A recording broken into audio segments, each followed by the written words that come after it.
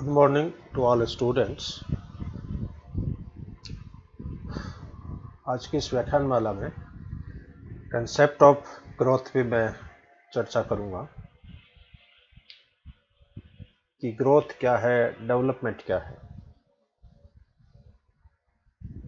सभी लैंगिक प्रजनन करने वाले प्राणियों में हम देखते हैं कि फर्टिलाइजेशन के बाद में जो जाइगोट बनता है उसमें क्लीवेज के द्वारा हजारों कोशिकाएं बन जाती है, लेकिन कोशिकाओं का आकार निरंतर छोटा होता जाता है।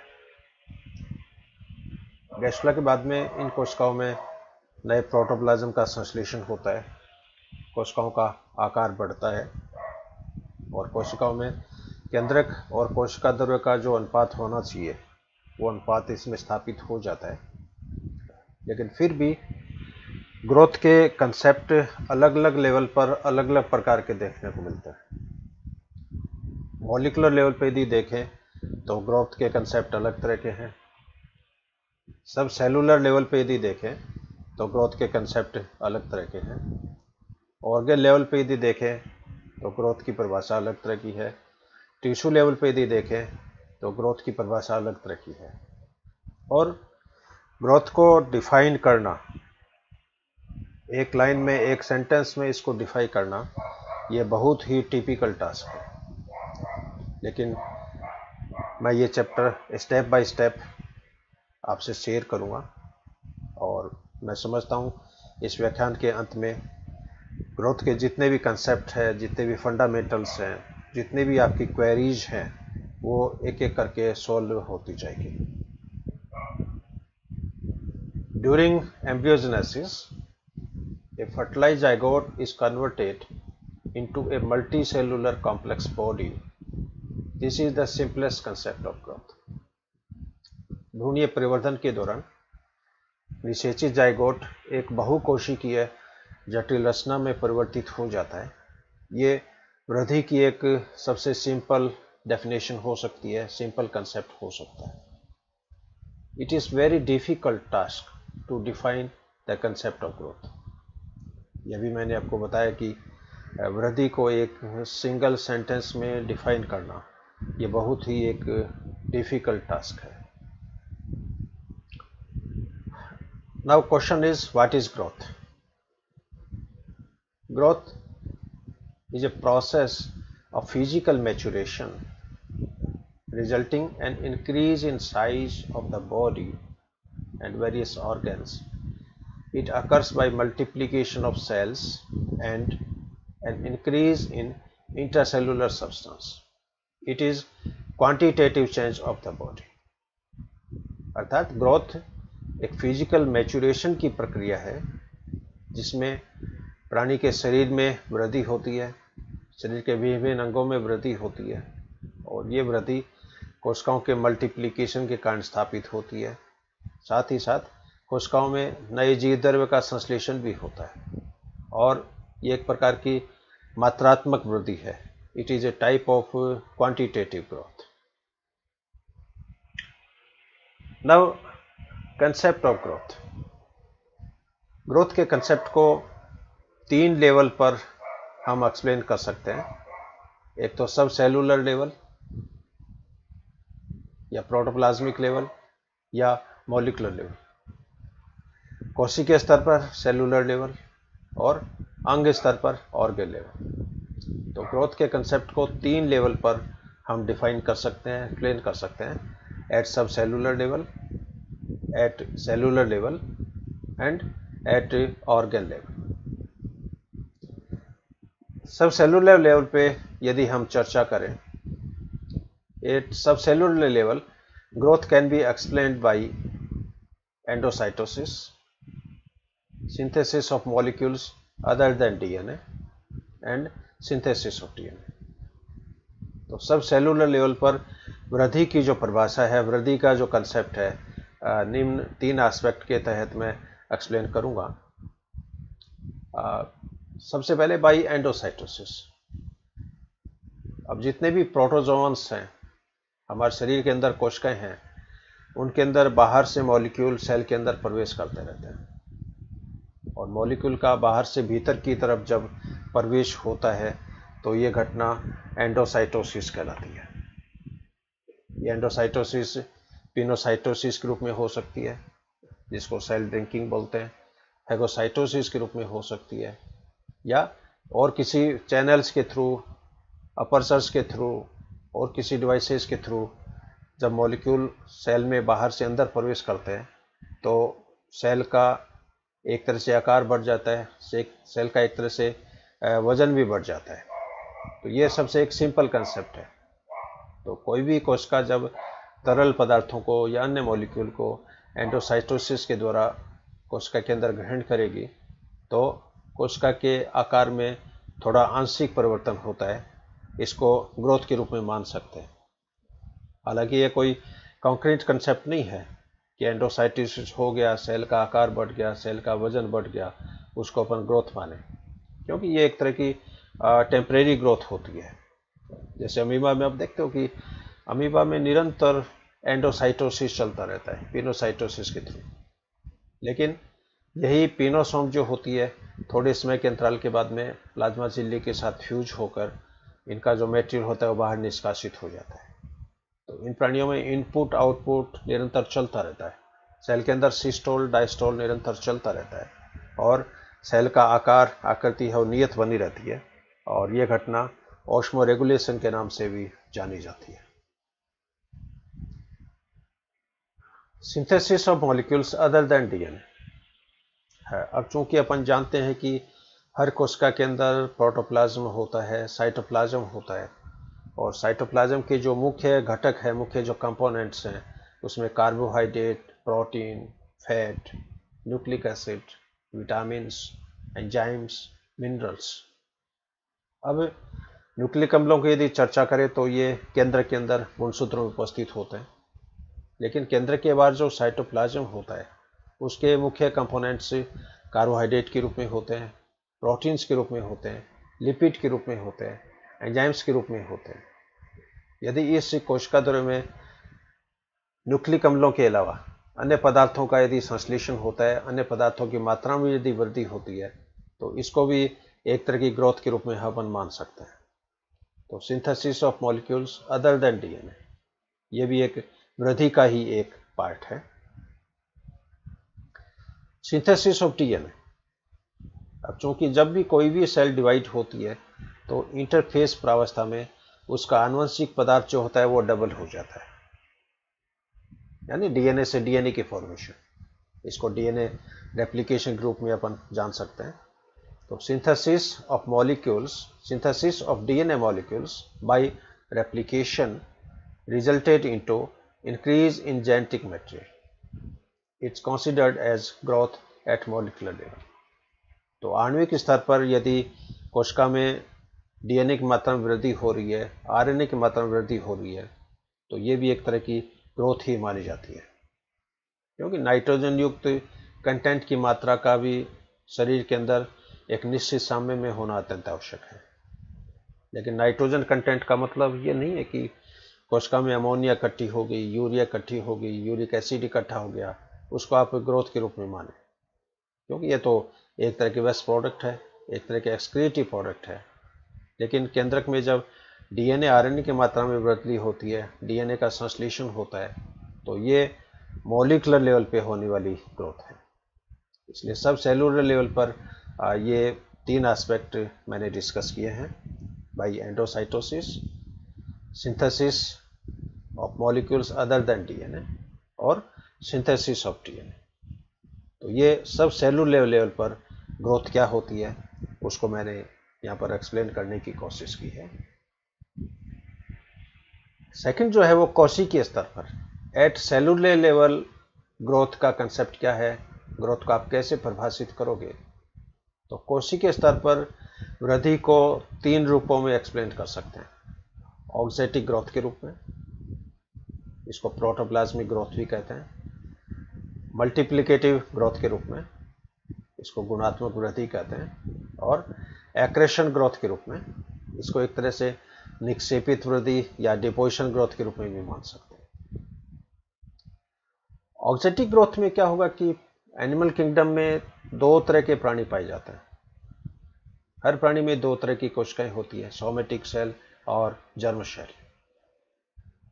कुछ प्राणी ऐसे हैं जिनमें प्रजनन क्षमता बहुत ज़्यादा होती है। उनके गॉनेड्स में जर्म सेल की संख्या असंख्य होती है और इनमें प्रजनन क्षमता बहुत ज़्यादा पाई जाती है, लेकिन इनमें कायिक कोशिकाओं की संख्या बहुत कम होती है। दूसरी तरफ ऐसे प्राणी हैं जिनमें कायिक कोशिकाओं की संख्या लाखों करोड़ों में होती है, लेकिन जर्म सेल की संख्या निश्चित होती है या कांस्टेंट होती है। यदि नेमेटोड की चर्चा करें, रोटिफर्स की चर्चा करें, ट्यूनिकेट्स की चर्चा करें, तो इन प्राणियों में कायिक कोशिकाओं की संख्या बहुत कम है, लेकिन जनन कोशिकाओं की संख्या बहुत ज़्यादा है। अब कायिक कोशिकाओं की संख्या कम होते हुए भी इन प्राणियों का आकार बहुत बड़ा होता है। इसका मुख्य कारण यह है कि इनकी कायिक कोशिकाओं में जीवद्रव्य भरा रहता है। ये कोशिकाएं पूर्णतया टर्गीट होती है और सेल में जब जीवद्रव्य का संश्लेषण होता है तो नए प्रोटोप्लाज्म के संश्लेषण के कारण भी कोशिका का आकार बढ़ जाता है और इस तरह की जो वृद्धि होती है इसका ऑक्जेटिक ग्रोथ के नाम से या प्रोटोप्लाज्मिक ग्रोथ के नाम से जाना जाता है। इस फिगर में आप देख रहे हो, जैसे ये कोशिका है, इसके अंदर जीवद्रव्य का संश्लेषण हुआ, इसका आकार बढ़ गया, इसमें और नए प्रोटोप्लाज्म का संश्लेषण हुआ, आकार और बढ़ गया। तो कोशिका के स्तर पर कोशिका में प्रोटोप्लाज्म के संश्लेषण एक तरह की प्रोटोप्लाज्मिक वृद्धि या ऑक्जेटिक ग्रोथ के रूप में मानी जाती है। मल्टीप्लिकेटिव ग्रोथ, कई बार कोशिकाओं का आकार नहीं बढ़ता है लेकिन कोशिकाओं की संख्या बढ़ जाती है। कोशिकाओं की संख्या में होने वाली वृद्धि, इसको भी ग्रोथ के रूप में मानते हैं और ये एक प्रकार की गुणात्मक वृद्धि या एक प्रकार की मल्टीप्लिकेटिव ग्रोथ कहलाती है। जैसे विदलन के दौरान अपन देखते हैं जाइगोट में लगातार क्लीवेज होते रहते हैं और जो जो क्लीवेज की प्रक्रिया होती है हर कोशिका की साइज छोटी होती जाती है और विदलन के दौरान ब्लास्टोमियर्स में केंद्रक और कोशिका द्रव्य का अनुपात निरंतर बढ़ता रहता है और ये अनुपात बढ़ते बढ़ते जब 0.7 तक स्थापित हो जाता है उस केस में इंटरफेस का ड्यूरेशन बढ़ जाता है, क्योंकि प्रारंभ में होने वाले जो विदलन होते हैं उनकी इंटरफेस में केवल एस प्रावस्था पाई जाती है, G1 और G2 स्टेज नहीं होती है। लेकिन जब रेशो 0.7 एस्टेब्लिश हो जाता है उसके बाद इंटरफेज का ड्यूरेशन बढ़ जाता है, इंटरफेज में G1 और G2 स्टेज भी प्रारंभ हो जाती है और ये घटना मिड ब्लास्टुलर ट्रांजिशन के नाम से जानी जाती है। मिड ब्लास्टुलर ट्रांजिशन के बाद में होने वाले जो डिवीजन होते हैं उनको फिर विदलन नहीं कहेंगे। वो विभाजन एक प्रकार के माइटोसिस है, एक तरह के ये सूत्री विभाजन है। इस फिगर में आप देख रहे हो कि ये जैसे जाइगोट है, जाइगोट में डिवीजन से 2 सेल्स बनी, इन सेल्स में आगे डिवीजन होगा 4 सेल्स बन जाएगी, 8 सेल बन जाएगी। तो भ्रूणीय परिवर्धन के दौरान कोशिकाओं की संख्या में वृद्धि, ये भी एक तरह की ग्रोथ ही मानी जाती है। इसको मल्टीप्लिकेटिव ग्रोथ के रूप में मान सकते हैं। तीसरा जो कंसेप्ट है इसमें एक्रीशन ग्रोथ, कोशिका स्तर पर एक्रीशन ग्रोथ। कई बार जैसे कोशिकाएं डिवीजन हुई और 2 कोशिकाओं के बीच में जो इंटरसेलुलर स्पेस है इसके अंदर मैट्रिक्स का डिपोजिशन हो जाता है और मैट्रिक्स जब डिपॉजिट होती है तो उस ऑर्गन की साइज बढ़ जाती है, उस ऑर्गन का डायमीटर बढ़ जाता है। इसको एक तरह से निक्षेपित वृद्धि के रूप में भी मान सकते हैं। Sometime growth is achieved by intercellular deposition of matrix. This phenomenon is generally found in higher vertebrates. तो हायर श्रेणी के जो वर्टिब्रेट्स हैं उनके अंदर ये परिघटना पाई जाती है। इसलिए सेलुलर लेवल पर 3 एग्जाम्पल मैंने आपसे शेयर किए हैं। एक तो प्रोटोप्लाज्म का संश्लेषण, कोशिकाओं में मल्टीप्लिकेशन और कोशिकाओं बीच में इंटरसेलुलर मैट्रिक्स का डिपोजिशन। तीसरा जो लेवल है ग्रोथ का वो है ऑर्गन लेवल या टिश्यू लेवल। ऑर्गन लेवल पर ग्रोथ का कंसेप्ट 2 रूप में एक्सप्लेन कर सकते हैं अपन। एक तो डिपॉजिटिव ग्रोथ के रूप में या निक्षेपित वृद्धि के रूप में, दूसरा रिपेरेटिव है या मरम्मत के रूप में। डिपॉजिट ग्रोथ में आप देखते हो कि कई बार कोशिकाओं में ऑक्जेटिक ग्रोथ नहीं होती है, मल्टीप्लिकेटिव ग्रोथ भी नहीं होती है, यानी कोशिकाओं में न तो डिवीजन हो रहा है, कोशिकाओं में न ही प्रोटोप्लाज्म का संश्लेषण हो रहा है, फिर भी उस अंग का आकार बढ़ता जाता है, उस अंग का डायमीटर बढ़ता जाता है। कारण इन कोशिकाओं के बाहर निश्चित रूप से कुछ मॉलिक्यूल्स का, प्रोटीन्स का डिपोजिशन होता है। ये प्रोटीन्स कोलेजन के रूप में हो सकते हैं, इलास्टिन प्रोटीन के रूप में हो सकते हैं, कैल्शियम के रूप में हो सकते हैं। ये निक्षेपित वृद्धि भी दो प्रकार की होती है। एपोजिशनल ग्रोथ, इस प्रकार की वृद्धि में उस अंग का व्यास बढ़ता है, उसका डायमीटर बढ़ता है। इंटरस्टिशियल ग्रोथ, इस श्रेणी में उस अंग की लंबाई बढ़ती है।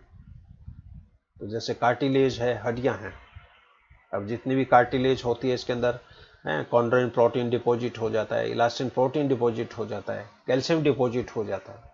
और जब इन मॉलिक्यूल्स का, प्रोटीन्स का निक्षेपण होता है तो कार्टिलेज और हड्डियों का डायमीटर बढ़ता रहता है। ये एक तरह की निक्षेपित वृद्धि है। तो इसमें आप ध्यान रखें, इस प्रकार की वृद्धि में न तो प्रोटोप्लाज्म का संश्लेषण हो रहा है, यानी there is no auxetic growth, there is no protoplasmic growth.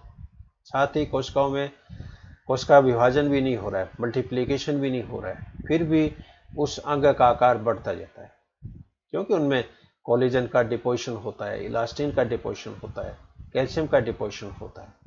और ये मॉलिक्यूल जब निक्षेपित हो जाते हैं तो उस अंग के आकार में वृद्धि होती है। ऑर्गन लेवल पर सेकंड जो कंसेप्ट है वो है रिपेरेटिव ग्रोथ। कई बार अपने शरीर में कई अंग ऐसे हैं जिसमें सेल का आकार भी बढ़ता है, यानी कोशिका में नए प्रोटोप्लाज्म का संश्लेषण होता है, सेल में ऑक्जेटिक ग्रोथ होती है, इन कोशिकाओं में मल्टीप्लिकेशन भी होता है, फिर भी उस अंग का आकार नियत बना रहता है, उस अंग की मोटाई में, डायमीटर में वृद्धि नहीं होती है। इस बात को अपन यूँ भी कह सकते हैं कि इन अंगों में जितनी कोशिकाएं बनती है उतनी ही कोशिकाओं की मृत्यु उसी दिन हो जाती है।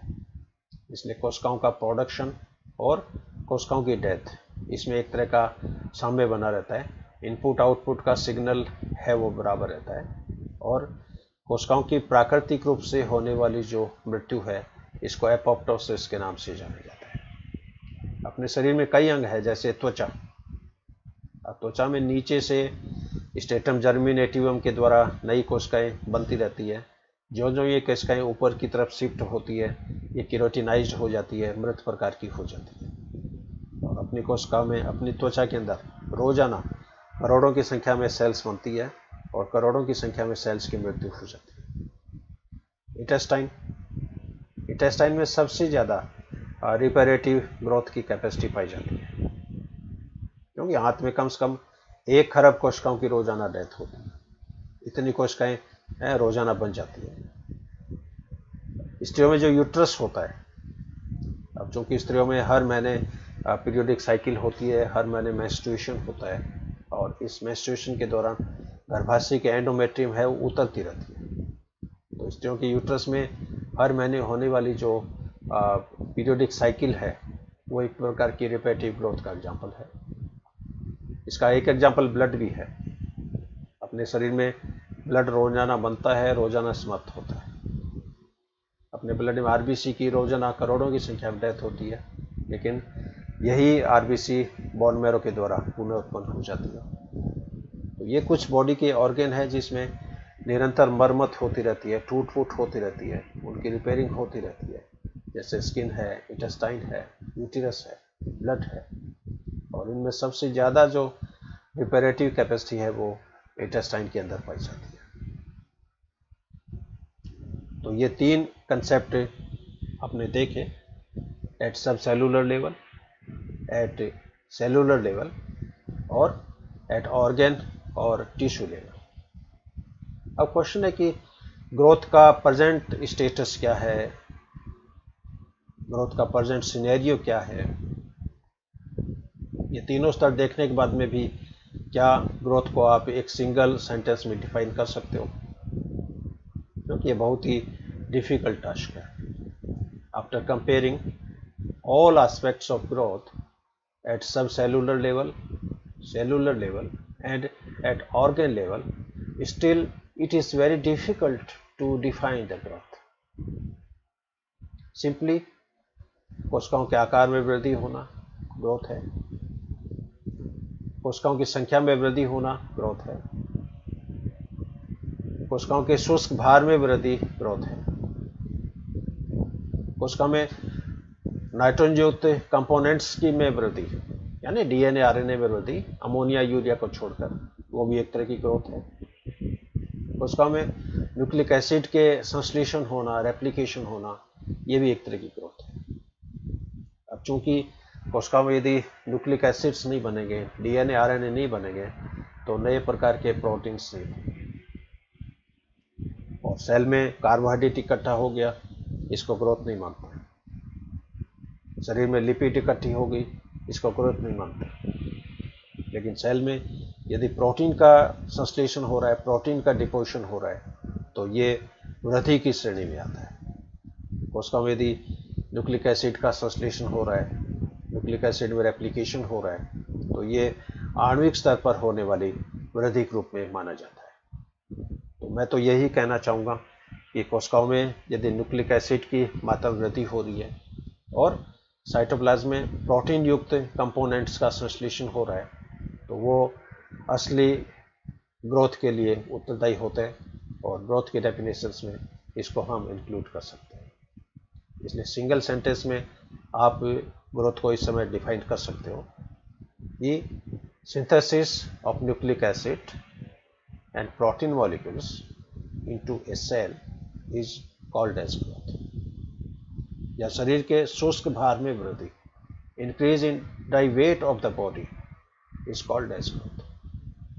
ड्राई वेट का अर्थ है कि आप बॉडी में जितना भी पानी है उसको बाहर निकाल दो, और पानी निकालने के बाद में जो ड्राई वेट बचता है वो एक्चुअल में ग्रोथ मानी जाती है, क्योंकि अपनी बॉडी में 80% है वो पानी होता है, 20% मॉलिक्यूल सॉलिड के रूप में होते हैं, जिसमें 1% कार्बोहाइड्रेट होता है, लगभग 14% प्रोटीन के मॉलिक्यूल्स होते हैं, 3% वसाएं पाई जाती है, इसके अलावा एंजाइम्स होते हैं, मिनरल्स होते हैं।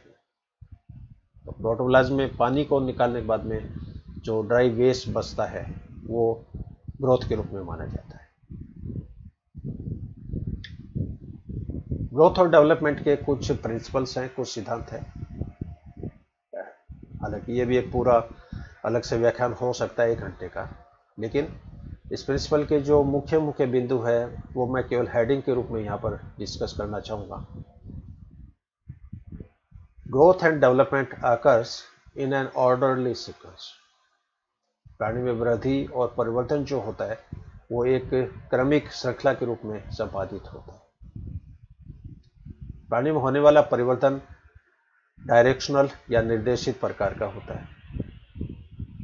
हर प्राणी में होने वाली वृद्धि अपने आप में यूनिक होती है या इंडिविजुअल प्रकार की होती है।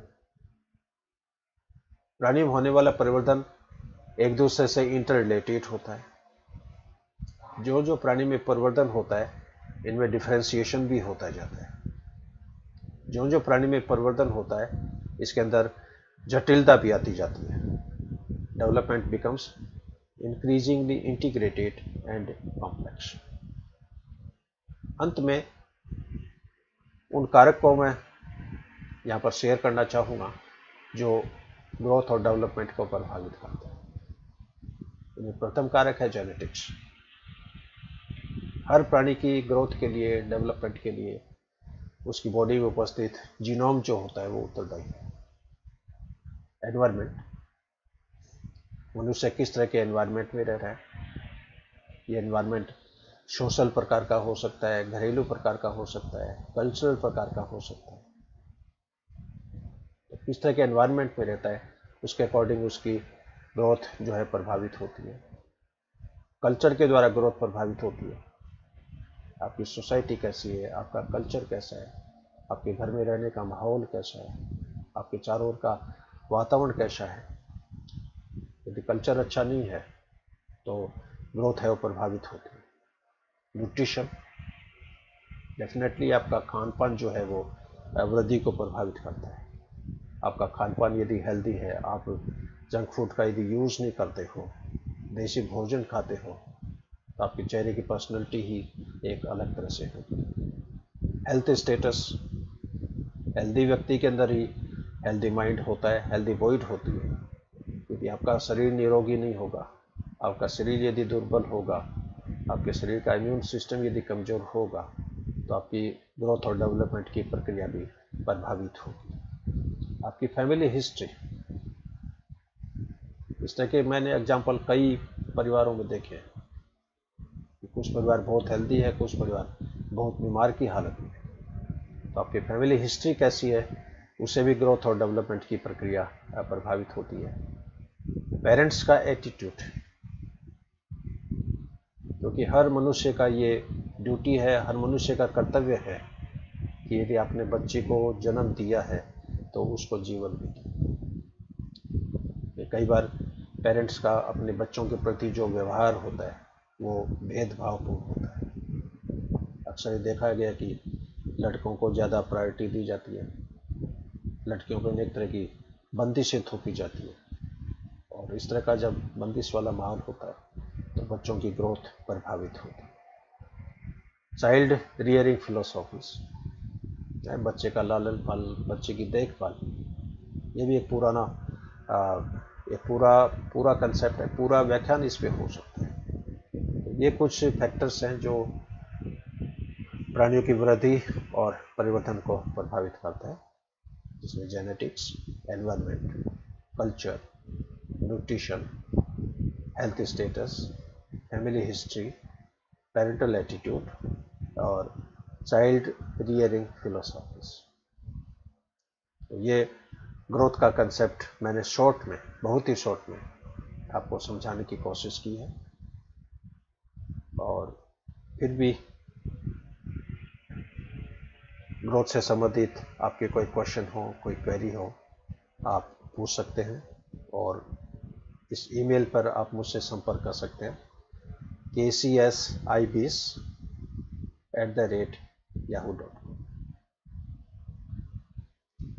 एक बार मेरी तरफ से, जूलॉजी डिपार्टमेंट की तरफ से, भव्य महाविद्यालय की तरफ से मैं आप सभी का हार्दिक अभिनंदन करता हूँ।